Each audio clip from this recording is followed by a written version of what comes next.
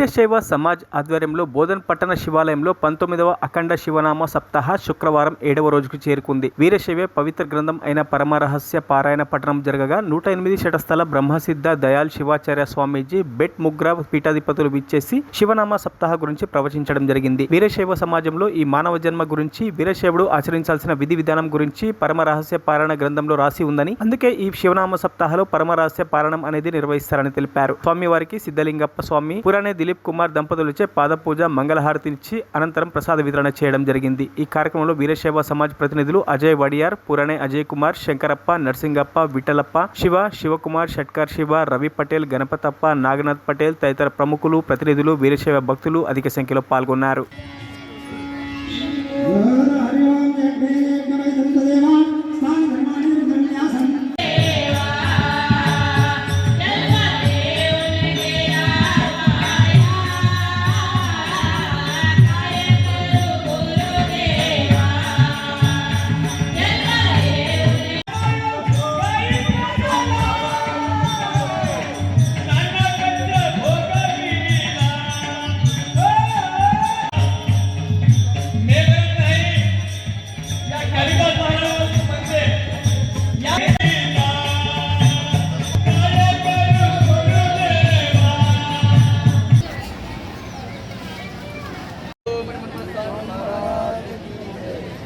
आरती के पहले करते जाओ।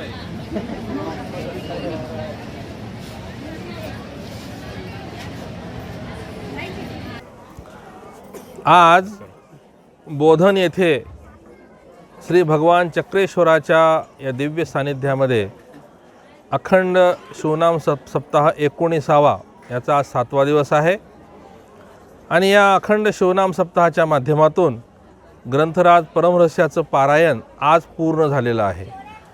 खरोखरच मराठी भाषा येत नसताना सुद्धा गेल्या 19 वर्षापासून या मराठी संत वाङ्मयाची सेवा या सर्व बोधनवासियांनी अखंड शिवनाम सप्ताहाच्या माध्यमातून करून या प्राचीन अशा सनातन अशा या वीरशैव लिंगायत धर्मसंस्कृतीच्या जे पंच आचार आहेत, 8 आवरणं आहेत आणि 19 तत्व, ह्या 19 तत्वाच्या माध्यमातून सर्व त्यांनी या वीरशैव लिंगायत धर्माच्या संस्कृतीच्या आचरण करण्याचा प्रयत्न केलेला आहे।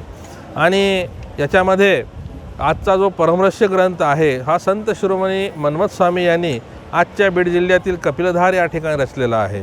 या ग्रंथाला आता जवळपास 424 वर्षे झालेली आहेत। इसवी सन 1600 मध्ये हा ग्रंथ रचलेला आहे। असा हा ग्रंथाचं पारायण इथं झालेलं आहे। त्याचबरोबर संत मन्मथ स्वामींच्याच बरोबर संत लक्ष्मण महाराज आहेत, बसवलिंग आहेत, या सर्व संतांच्या अभंगाच्या वाङ्मयावर संध्याकाळी कीर्तन सादर केलं जातं आणि वीरशैवांच्या पंच आचार, अष्टावरण आणि षटस्थलाच्या या 19 तत्वावर इथं या मराठी माध्यमातून इथं प्रबोधन केलं जातं आणि त्याचा लाभ बहुसंख्येनं बोधनवासीय घेत आहेत। आणि याबद्दल GS6 या प्रसार माध्यमाच्या या चॅनलला सुद्धा मी धन्यवाद देतो की त्यांनी हे कव्हरेज केलं। మరిన్ని అప్డేట్స్ కోసం మా ఛానల్ ని సబ్స్క్రైబ్ చేయండి।